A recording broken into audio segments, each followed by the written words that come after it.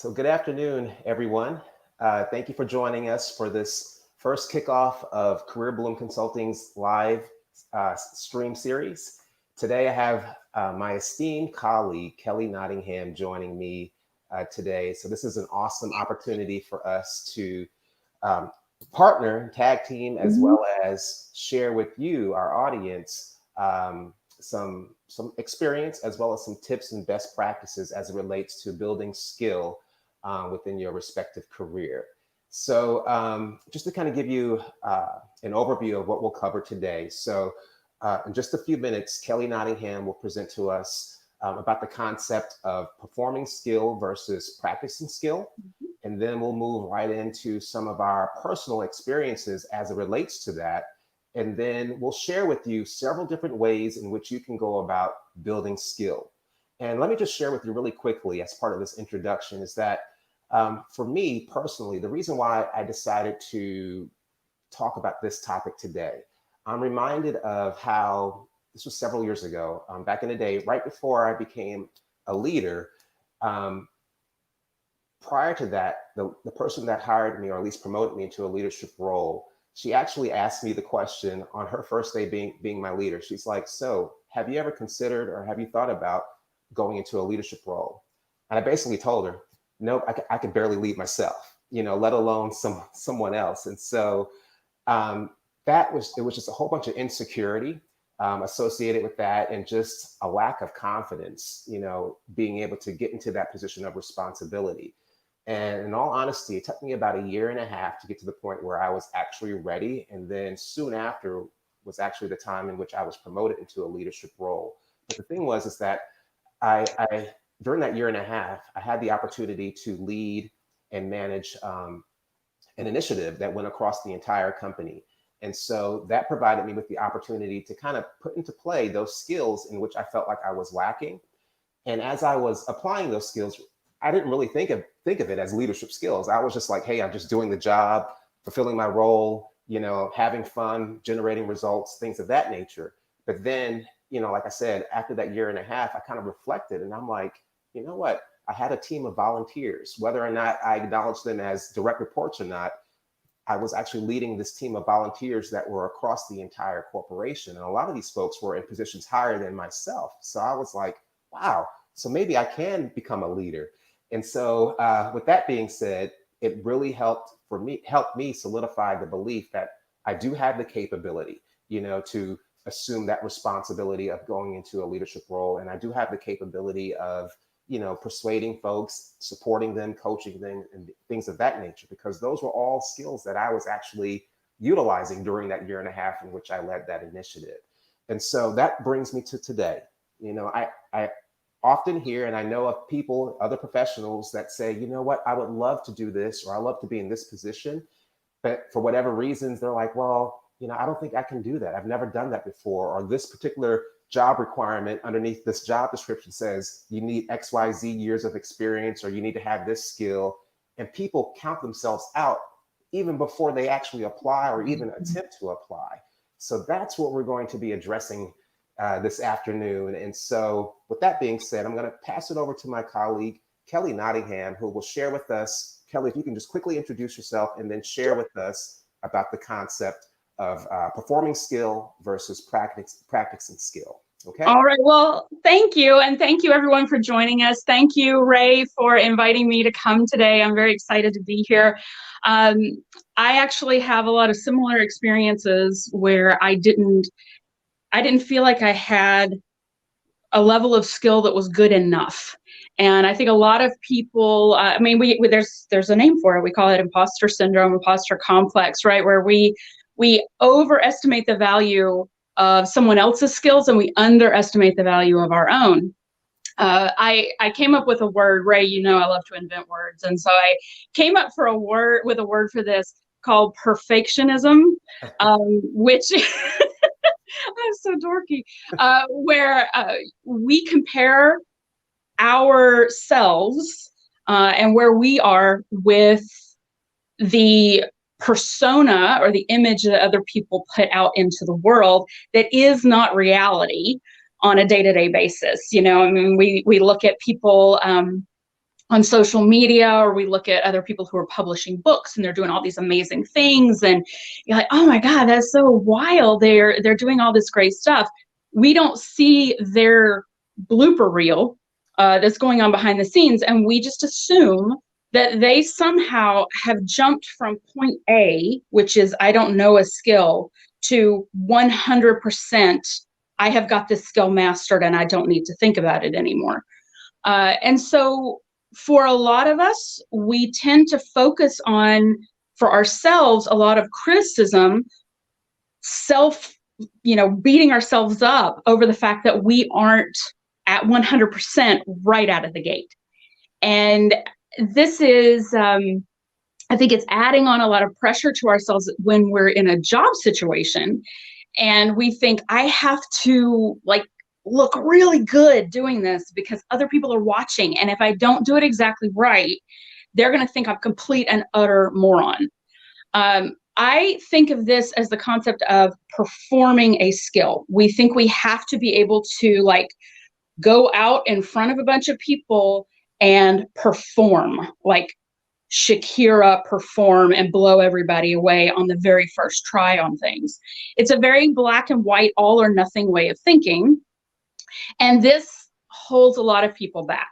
I know it's held me back in my life in trying new things because everybody stinks at stuff the first time through. I mean, everybody fails, but we don't really advertise our failures very often. We don't really want to publicize those very much unless they're funny enough that people will get a kick out of it, but it's still usually fairly safe.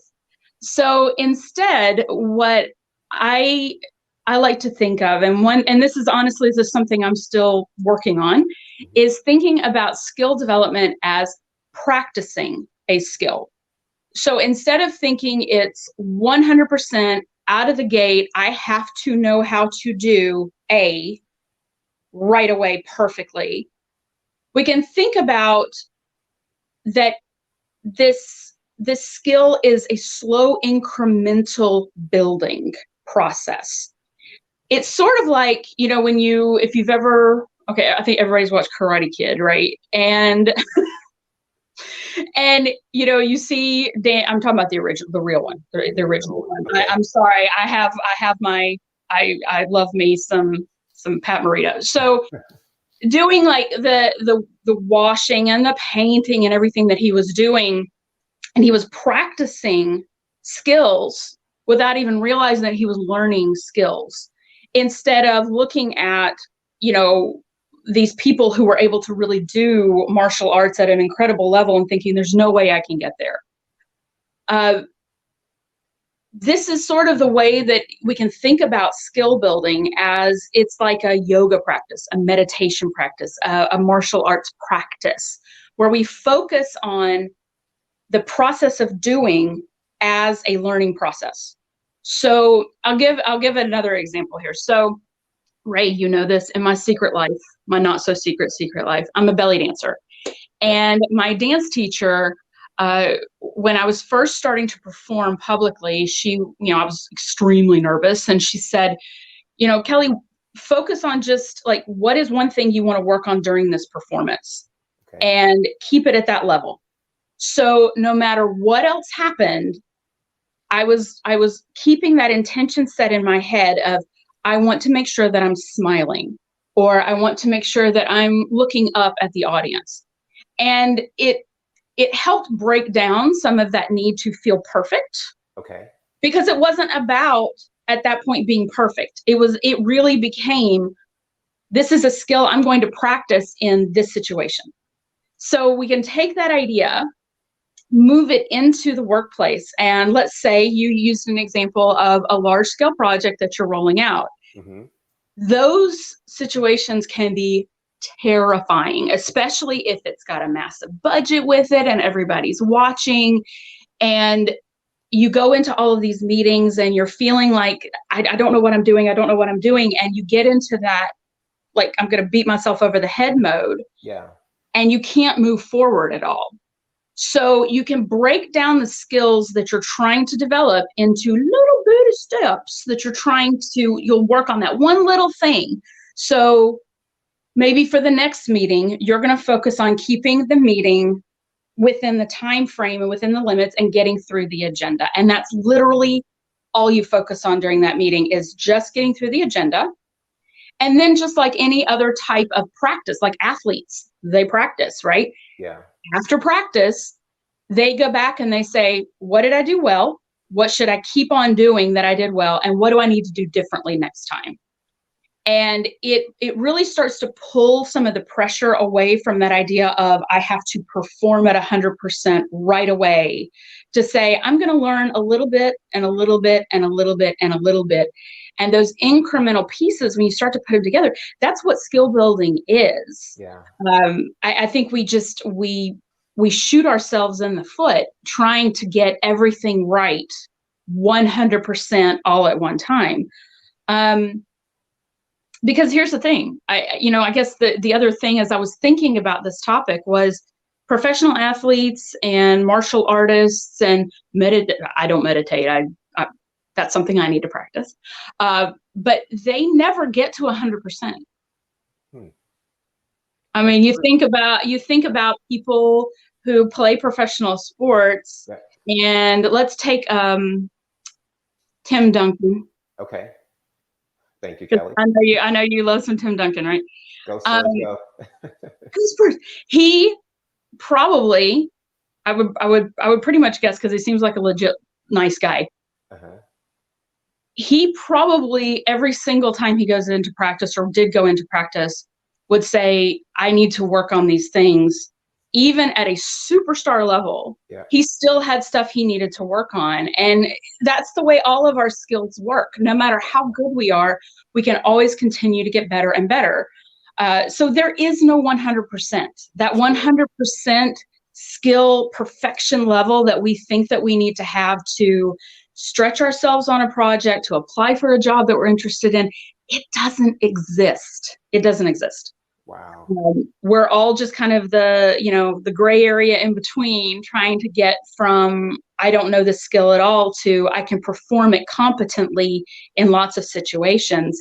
And then as soon as we get there, the situation usually will level up, and then we have more to learn, and then we get to practice again. So yeah, it's all about just kind of setting an intention for a small piece of a skill that you want to work on, and then going into these work situations in a very deliberate way to say, I want to work on this little piece right now, and that's what I'm going to do. So one thought that was going through my head as you were explaining and also sharing was, so one thing that I've been experiencing over the last couple of months is just being consistent. And I think that's the key word. So you think about, athletes, or no, just any one of us, so we might have a goal of losing weight or getting in shape or what have you. So it's, showing up once to the gym, it's not going to transform you, Right. The fact that you showed up though, that's the big piece. Yeah. And then showing up every single time thereafter, that's critical, because the more times that you do something, obviously that gives you more time to practice, but also to your point earlier, it gives you a chance to assess and kind of figure out, okay, what did I do well at? What did I not do so well at? What do I need to do differently next time? And then you start to process that and you figure it out, and then you go back in the very next time, and do it again. And another thought was, so the basketball season just resumed, just like last week. And so a lot of guys, the chatter or the rumors were like, oh, so-and-so is going to be out of shape, or, they were quarantined for several months. These guys are not going to be able to, get in playoff form and things of that nature. But you'd be surprised. A lot of these guys spent their time off conditioning. And so you would think, oh, these guys are world-class athletes. They could just show up and perform. And that's not the case, because if they were to do that, they risk injury. They risk ending their career because they didn't get into shape, or they didn't warm up or practice or what have you, or build continuously. And so it's an ongoing process for all of us, and I love the way how you just kind of broke it down. You say, hey, you just take this piece on this day, if it's just showing up with the agenda on this day, then that's step one. Next day is, well, now I'm going to not only have the agenda, but I'm actually going to kick it off, and say the first thing or what have you. And then you just continuously build. And then when you take a look back, like, whoa, I made all this progress. Yeah.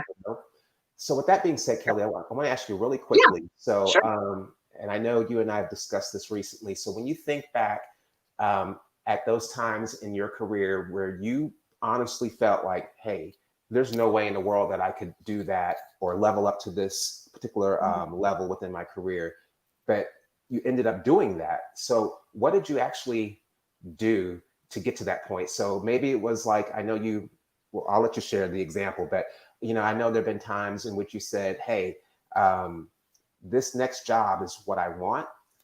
And it wasn't until you actually looked at it for what it was really worth, it was when you started building that confidence level to actually go ahead and pursue it. So if you can speak momentarily about that, and then I'll follow up with an example, for myself. Yeah, and I just want to add one other thought to what you were saying before I Okay. answer that, because Sure. this is what we do.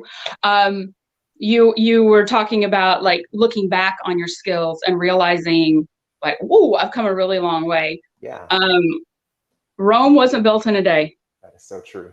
but it was built brick by brick. Kelli isn't. Here's your deep thought for the day. Okay. So, yeah, you actually bring up a really interesting question. And this is something that I had jotted down some notes, because that's what I'm practicing in this session, is having notes over to the side and like glancing over and trying not to lose my train of thought. So hopefully I'm doing okay with that. I will learn as we go. But one of the things that has helped me, and that I think would probably help other people when they're looking at developing skills and moving forward in their career, is having a realistic set of expectations around what the skills are for a particular role or job. When we look at job descriptions, and I actually talked about this in a podcast episode I did recently. A lot of times job descriptions are written by people who don't actually have training writing job descriptions. And I had a cousin who's in IT who recently was writing about somebody wanting 10 years of experience in a software program that had only been around for 3 years. So sometimes when we look at job descriptions, we have these ideas that the job is really a lot bigger than it is. Okay. Those job descriptions a lot of times are wish lists in a way. And when we look at those and we're comparing our skills to ourselves, we have a really strong tendency, most of us have a really strong tendency to downplay our own skill level in comparison to other people. Okay. So one of the things that, as we get into the last part of our conversation here, I was going to talk about is understanding what the skills are for a job. And this is one of those talent management words, but phrases, is having a competency model and understanding like what are the skills that are needed at what level. And honestly, you probably have more skills than you realize when you start to really look at those things. Yeah. I think a lot of people hold themselves back because they don't think laterally about their skill levels. And so I'll give an example from my background. Sure.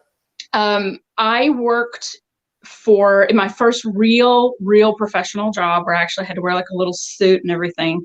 I worked for an eye tissue bank, eye tissue bank. And my job was going around to hospitals, hospices, funeral homes, coroner's offices, and doing education on the processes that it took to work through an eye donation if a family wanted to donate their loved one's eyes. Okay. And I also did health fairs and things like that, talking to the public about a lot of misconceptions about eye donation. And when I moved to another city and left that job and decided to look for something else, and I was looking through the paper, this was back in the day when we had newspapers with job listings, I found a job that I was interested in at a hospital. Okay. And it was in training and development. And as I started looking through the job description, I was like, wait a minute, I've got these skills. Like I've put together training for how to do, I've talked to groups of people, I've done public speaking, I have answered a bunch of questions about how to do different things and processes and all this stuff. I'm like, I think I can do this. Yeah. It's really, it's kind of like taking off the goggles of the job that you have and Okay. putting on a different set of goggles that will say, these pieces actually do this. They mesh together without necessarily needing to be in a job title. We have a lot of latitude Yeah. with the way that we use our skills and the way we identify our skills. And that's what helped bolster me into doing more direct training and development kind of work. Wow. That's awesome. Yep. So I had like a similar experience, but I actually want to share something, a recent experience of mine. Okay. So, you know, for those that may not know, Kelly and I, obviously we used to work together. We were colleagues. And this year, both of us have taken that leap to become entrepreneurs. Okay. And she and I talked, what was that about? Maybe like a month or so ago. I think it was in June. We were kind of texting back and forth Yeah. about, hey, how's it going? And we were kind of comparing notes. And so the lesson that I learned, and the reason why I'm sharing this is that, so I would say for the last probably 2 months, I've had like an incredible learning journey. And by Mm-hmm. that, so going from being an employee to an entrepreneur, it's like going from high school to college. It's a huge College in leap. a different country. Yes, there you go. That is, sounds funny, but that is so true. So here's the thing though. So it's a huge leap, you know, from being a paradigm shift to just the way that you work to Mm-hmm. everything. And Mm-hmm. so when I think about the skills that are required to do what we do now, and I think about where I was 2 months ago or what have you, it's like night and day. And I'm no way near where I need to be. I can flat out tell you the truth about that. But going back to what I said earlier, when I think back to where I was 2 or 3 months ago, it's just like the progression. It was just like overnight. And so, and by that, I think for me, the realization of that came into play when you and I spoke last week. And you're like, Ray, I'm so proud of you. And you said it more or less like this. You're like, I remember a time, Ray, when you would analyze everything to death, basically. You know, you would have to study the pros and cons of everything before you actually made a decision. And I'm like, that is so true, Kelly. But the thing now, what's so different is that now I can actually, as the thought hits my head, as I explore the idea, I can put it into play. And I already know, I've come to the realization that it's going to look ugly. It's going to look crazy at first, but that's okay, because now it gives me something to improve, you know? Mm-hmm. So when I think about what we're doing right now, having this live stream, okay, this is something that I would have never imagined that I would be able to pull off. Okay. Those that may not know, this is my very first time ever doing anything like this. And Kelly as well. So here's the thing. She and I have done training sessions in front of hundreds, if not, you know, in total, thousands of people. Mm-hmm. And we developed a certain level of comfort in doing that. Okay. But what's so different about this experience, I can only see Kelly, Kelly can only see me, but we can't see you. So, you know, it's just hard to gauge. And both of us tend to feed off the energy of our audience. And so it's uncomfortable right now. It's different, but we're doing it. And so I want to share that, because what we're talking about today, and actually what we're doing right now as well, it's exactly what we're talking about, you know, today. And so, yes, this is a stretch, but, you know, I was telling my sister yesterday, I was like, we'll just see what happens. I said, the fact that we just show up and we launch this thing and it happens, I said, that's a huge milestone, because I dreamed about it. I desired it. You know, you got the technical piece, and then you got the piece that we're doing right now, and then you got the stuff that happens after the fact. But I was like, you know what? I'm gonna do it anyway. I'm gonna get this experience. And guess what? That sets the foundation going forward. So when I think about, you know, several weeks from now, when I might do something else, it's going to be better than what it was today. But the huge thing right now is taking that initial leap to doing something brand new, something that might be scary, but you just do it anyway. So one thing I do, actually two things I want to share. One thing I've already shared, but a second point that I want to make. So those that might be taking notes, let me go ahead and put it out there. So the first thing I shared was being consistent. Okay. So it's not just a one and done. You're not going to have, top performance. You might get lucky that once in a millionth time, and you might get lucky and have that perfect performance out the gate. But outside of that, for the most part, it's going to be what it is. All right. And so just be consistent. Don't beat yourself up. Just be consistent. Show up the very next time and try to improve upon that. The other piece, and this is going back to what I was trying to allude to a few seconds ago about the learning curve that I've experienced this summer. And so I have an accountability partner that I meet with every Monday through Friday at 4 p.m. And if I didn't have that person to tap into, I probably would not have made progress whatsoever as it relates to building this business. Okay. So you think about anything that's new to us that we're trying to develop and grow in that particular area. I strongly recommend that you get someone to be your accountability partner. They may not know anything about whatever it is that you're doing, but just the simple fact of having someone there to as a sounding board and as to ask questions simply because they may not know what you're doing or know all the details, that will help you to move forward. And the fact that, the key thing there is to being consistent. Okay. Because every day I feel like, okay, I don't have the structure anymore of a job, but if I could at least put some type of structure that will force me to show up every day and do what I said that I was going to do, and then being able to account for it, that has had a tremendous impact on my personal growth and development as well as my business. And so that's another thing that I just want to put out there is having that accountability element, whether it's a partner, whether it's some type of framework to keep you accountable, but that's tremendous and huge as it relates to your success. Okay? Yes, I have one as well. I have a group that I am working with a lady in Australia, and we have calls every 2 weeks. We have emails every week. We have a private Facebook group where we can go and post like, I did a scary thing today and I didn't pass out, and we all celebrate each other's wins and we can report into each other. It is incredibly helpful. Yeah. Wow. All right, Kelly. So we're about 27 after the hour. We're planning on going until 12:45. Those that have joined up to this point, thank you so much. So the last 5 to 10 minutes, probably like the last 5 minutes or so, we're going to dedicate to Q&A, questions and answers. If we don't get to all of your questions, well, first and foremost, please go ahead and ask questions via the chat, okay? Or add a comment.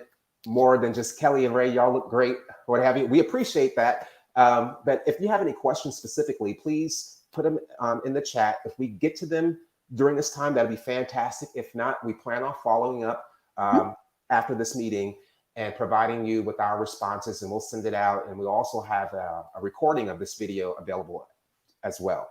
Okay. So for the next several minutes, Kelly and I will do what I'm calling like a round robin type of session where we're going to list out various ways in which folks can go about developing their skills. Okay. Some of these things will probably not be anything new to you. Others may be. And the key thing though, this is not a comprehensive list of ideas that we'll be sharing with you. The expectation is that we're just trying to jumpstart. I think that's the name of the events. We're trying to jumpstart your skills so that way you get to the point where you're like, you know what? I'm going to go ahead and I'm going to try this thing that I've been putting off simply because there's nothing that's physically holding me back. Okay. And so my hope is that the ideas that we share kind of spark some further ideas so that way you can kind of tailor your approach as it relates to your skill development. Okay. So Kelly, we'll just quickly list off some things and then we'll talk about the pros and cons of each. Is that all right? Yeah, it's great.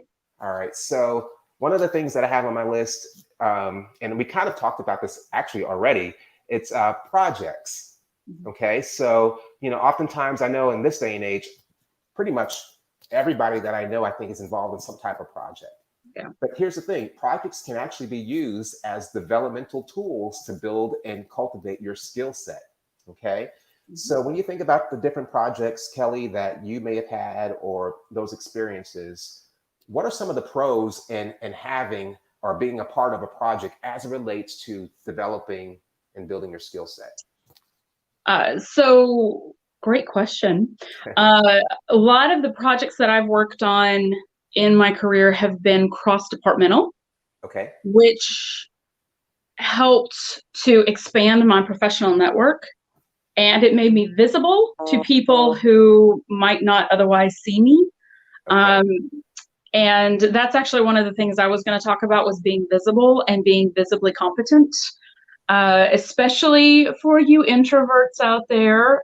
You know, I know it's hard to talk about yourself and to brag on yourself, or you feel kind of awkward and weird and salesy doing that. But if you can demonstrate by being visible and letting your leader know, letting other people in the organization know what you're doing, that it only helps you to build a reputation. And, you know, once you start to see that people are recognizing you for skill, that feeds your confidence about your ability to do that skill. I think the other thing for me that projects have helped me do, and this is something that Ray, you and I've talked about before, you are such a like linear thinker. It always amazes me. Like, you take a bunch of things and like put them in order, and it is incredible to me. I'm kind of a shotgun thinker. Like, everything happens all at one time, and then I don't remember what just came out of my mouth. So for me, one of the big learnings that I have had from projects that I've worked on is trying to figure out creative ways to do stuff that my brain naturally doesn't understand how to do. Okay. So figuring out ways to do spreadsheets, which bore me to death, and like scheduling and but if I can figure out how to make it interesting for myself, and it kind of goes back to that idea of practicing and sort of experimenting, Sure. It helped me to figure out that I don't have to think like you do to still be able to be successful in my own way. And so that's, you know, sometimes you have to jump in and try to figure out your own unique way of doing stuff, because Absolutely. not everybody thinks the same way. Yeah. So you mentioned about the visibility. That's a pro. Another pro with projects, it's results. You know, you'll get a chance to see, hey, you know, this is something new that I've done, that we finished the project, and these are the results that we were able to generate. So it's a great way to kind of get that sense of accomplishment. Mm-hmm. And then a lot of times, hopefully, depending on who's involved in the project, you know, you're going to get feedback, whether it's positive feedback or developmental feedback, either way. So it's almost naturally built in, because people will either reject it or they'll accept it, and they'll also have their opinion.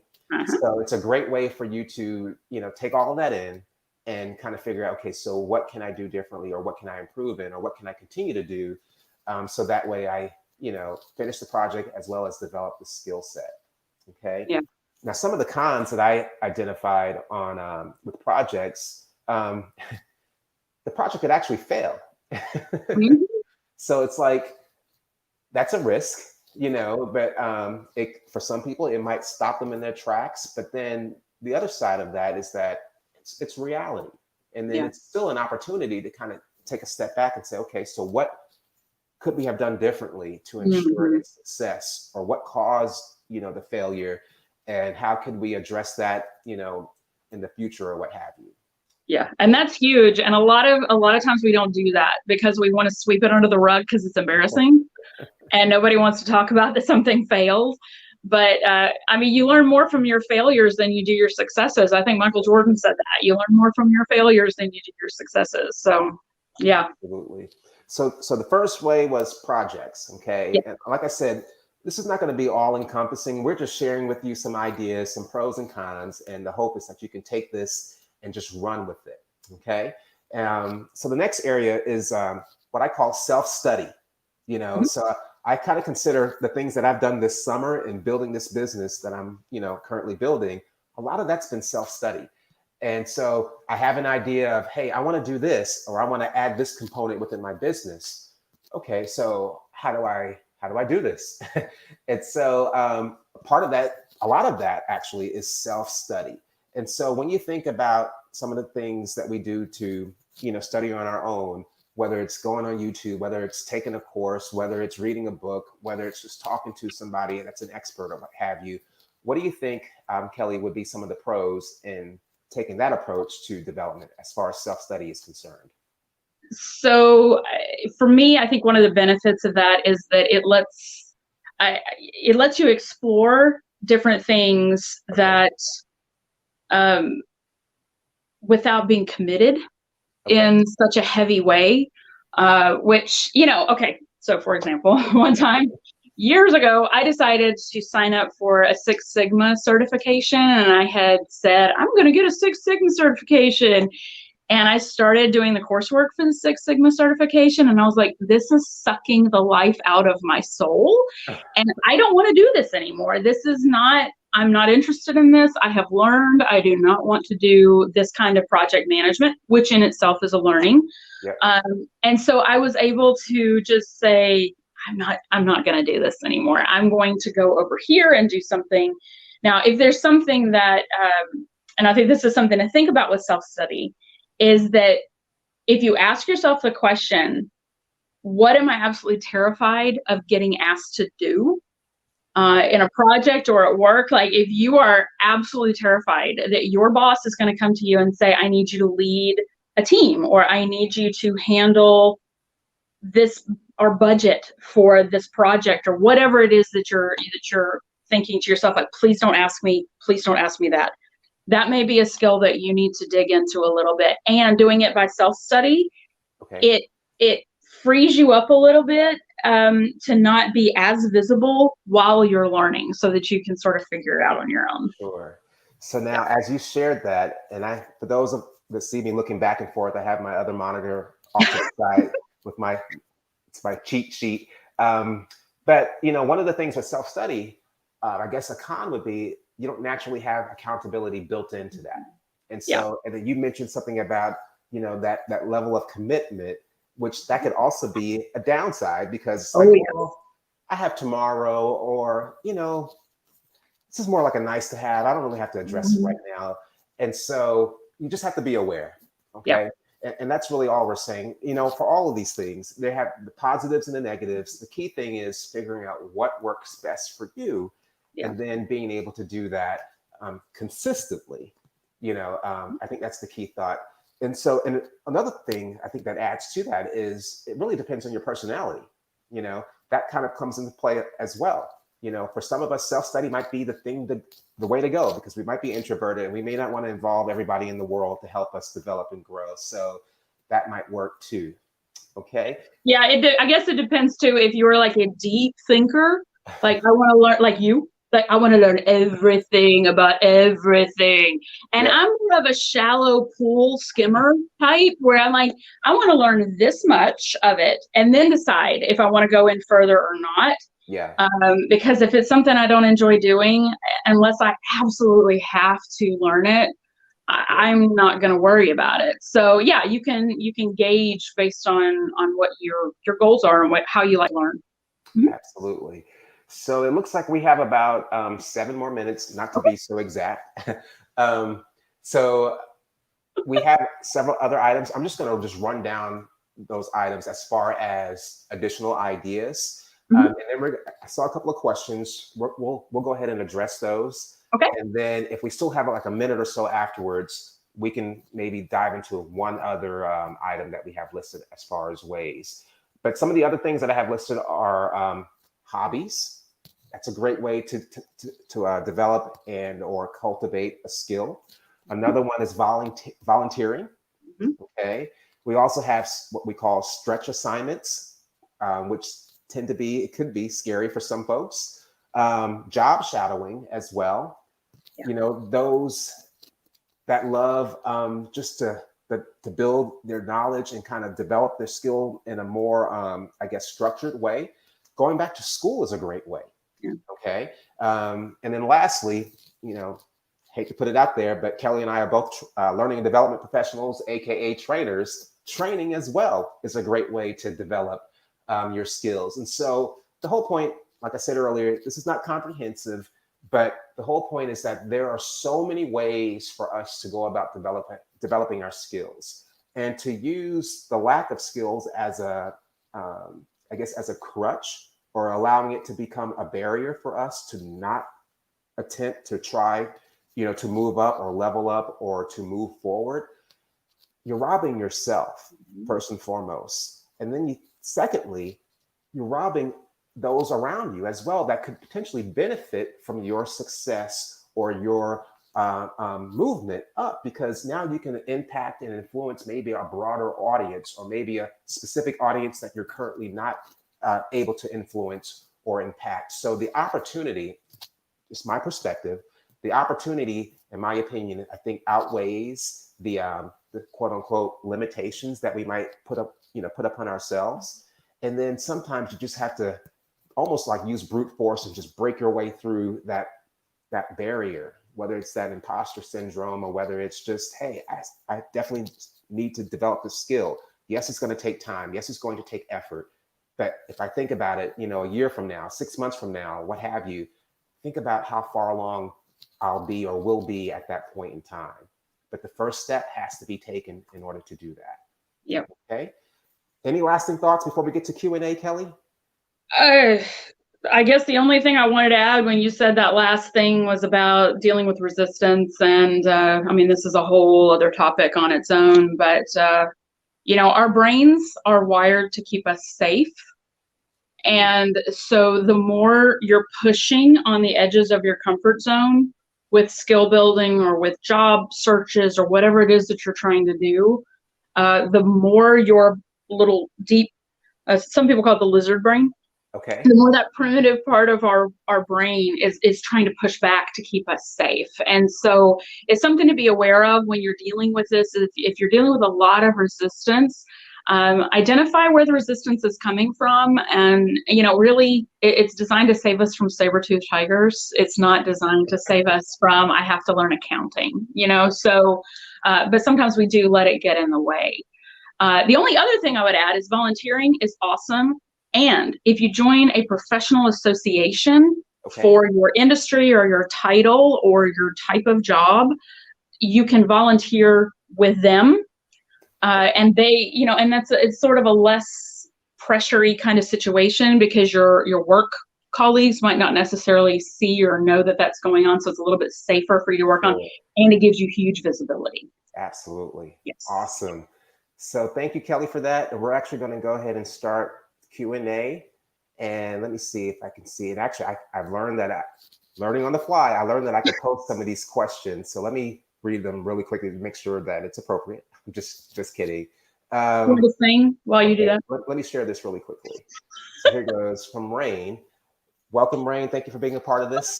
So Rain asks, what do you do when you crash spectacularly in front of senior management when practicing a skill you need for your job? Ooh. That's an interesting one. And actually, I don't know if you want to respond to it, but I'm thinking of something right now. Go for it. So I know you recall this, Kelly. So I wouldn't say I crashed per se in this example, but it was a scary experience. So myself, Kelly, as well as Rain Kansman, who actually came up with this question, we were involved in a project team, and we had to present out to a lot of senior leaders at our corporate office at the organization in which we worked at. And we had to present to them about this initiative, this project that we were getting ready to launch. And I was the first person up for that day that had to actually present in front of this group of probably at least 30 or 40 people. 30, yeah. So I'd stand up, get ready to present. I'm literally on the first slide. There's a hand that goes up, and I'm like, oh no, here it goes. And they just started digging in and saying, well, hey, this is the intro slide. And they started asking a ton of questions, had a lot of comments. And I'm just standing there like, okay, don't know what to say. And actually, I kind of agree with what you're saying. So I don't know what to do. So what should have been only 20 minutes for me to present my section ended up being like 2.5 hours. Yeah. And so I would consider that I crashed spectacularly, but I also grew thick skin on that day. And it helped me to hold my tongue and hold my peace and really accept any feedback, criticism, and everything else that's associated with that. Take it all in, and then reconvene afterwards and work with the team that I was on and try to figure out, okay, how can we address some of these concerns that were brought up during that time frame. So that's the thing that came into mind. I know we're running out of time, but any comments about that, or any comments, other comments about this question, Kelly? Yeah, the only other thing I would add to God, that was a rough day, Yes, was I remember talking to our leader after that and saying, what do we need to do differently so that that doesn't happen again? Again, I guess trying to look at it as a learning experience, because I think there was just a lot of ego in the room, and sometimes we end up bearing the brunt of ego from other people. Yeah. And so you have to let go emotionally of feeling attacked in those situations, and talk to your leader and say, what do I need to do differently to improve? Because that shows that you're acknowledging that something didn't go right. Yeah. But I want to do better. So, absolutely. yeah. So we have one more question that I see, and I know we're right at time, but most of the people have stuck around, so that's a great sign. So I think that's a great sign. I think so. I'm going to post it right here. So this question says, I think it is important to understand what expectations your stakeholders have on a project. So it says, how do you suggest getting clear understanding as you begin a new project? And I'll leave that to you to respond to. Oh, this is a great one. So this is one that I have had some challenges with in my career, are unclear expectations, especially visionary senior leaders who they have sort of this nebulous idea of what they want, and they haven't really nailed down the particulars. Okay. So one recommendation that I have for this is to actually come with a proposal, or a diagram or a chart or something that actually lists out explicitly what you think needs to happen in that situation. Because if you're not getting a lot of clarity from your stakeholders, a lot of times it's because a lot of assumptions are being made about the way that things are going to roll out, and we all know about assuming.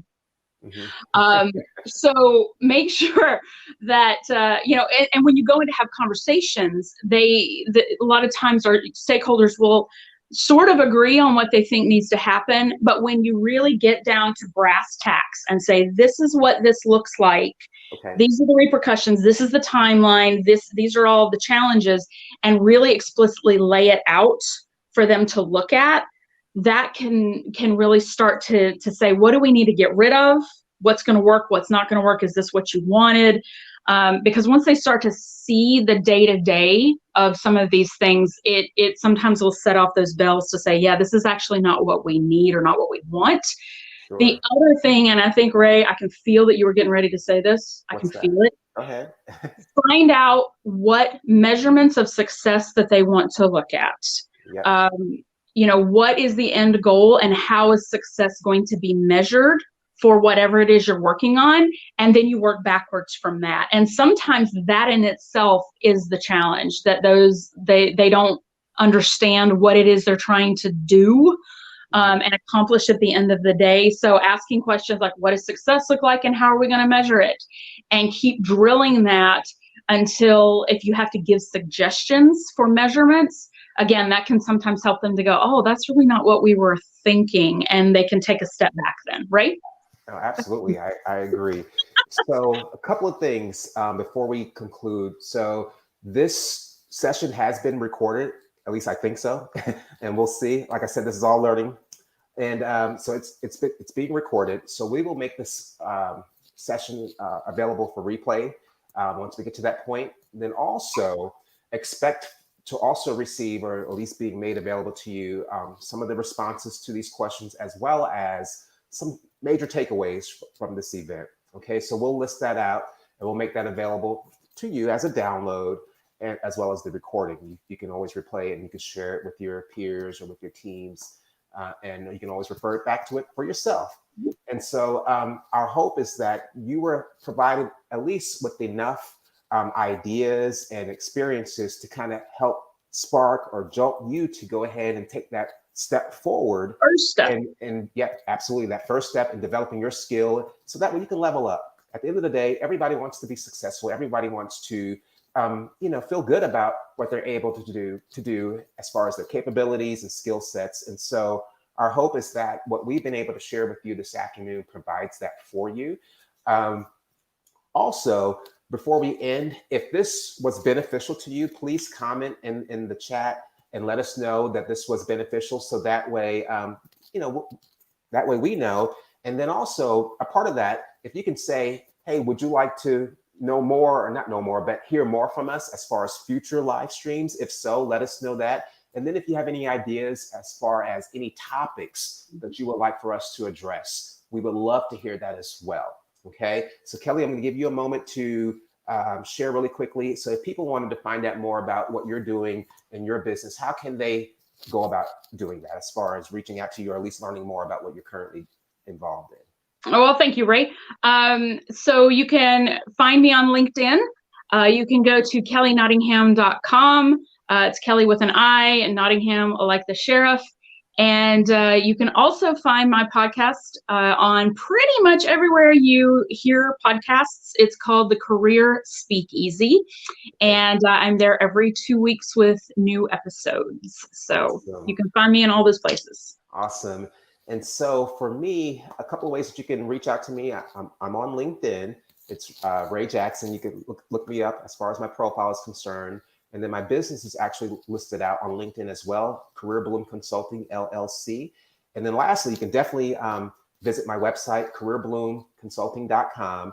And also, if you want to find out what's coming up and also what services and products, or at least what services that I'm currently offering, definitely check out the website, and you can subscribe to our email list to stay in the loop.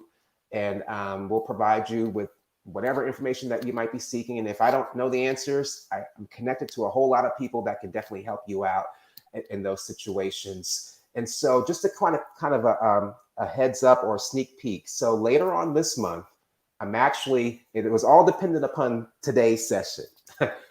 Later on this month, I'm actually hosting a private live stream session for those folks that are currently within the CareerBloom community. And Kelli, I know that you're a part of our CareerBloom community. You're on our email list. This is like a sneak peek. We're hosting a live event to celebrate those folks that are a part of our community. Okay. Stressful times that we live in, but there's also a lot for us to be grateful for and thankful for. So it's an opportunity for us to kind of share some of our wins, those things that we're winning at as it relates to our career or whatever we do currently within the workplace. And so it's a private event. Like I said, the way that you'll get invited, you have to be a part of the community. So if you're not on our email list or a part of our community, check out our website, CareerBloomConsulting.com, and subscribe to our email list so that way you can be a part of that, and expect more things to come. And Kelli, for me, I think I've just received confirmation that you and I should do this again. Don't know what topic. I don't know if it's a continuation of this, but we could talk about it offline. But thank you so much, my friend, for your willingness to be a part of this. And I will say this, I think I may have mentioned this to you. If not, I'm saying it publicly now. There's no one else in this world that I would have liked to experience this with me as far as this first step towards live streaming than you, Kelli. So I felt like you were that only person that would make me feel comfortable enough to get in front of the camera, and that would have also felt comfortable in front of the camera. And so I appreciate you being available and being a part of this, and we'll just see what's in store for us as far as the future is concerned. Absolutely. Thank you, Ray. Thank you for having me. It was a lot of fun. Absolutely. Thank you all for joining us today. Hopefully we've been able to provide value to you. And like I said, stay in touch with us so that way we can learn more about what you're wanting to see from us. And hopefully we'll be able to provide that in a way that meets your needs. And also, like I said, we'll make the replay available to you as well as some takeaways. So y'all have a great rest of the day, and hopefully you're staying safe, and we'll talk to you soon. Take care. Bye. Bye.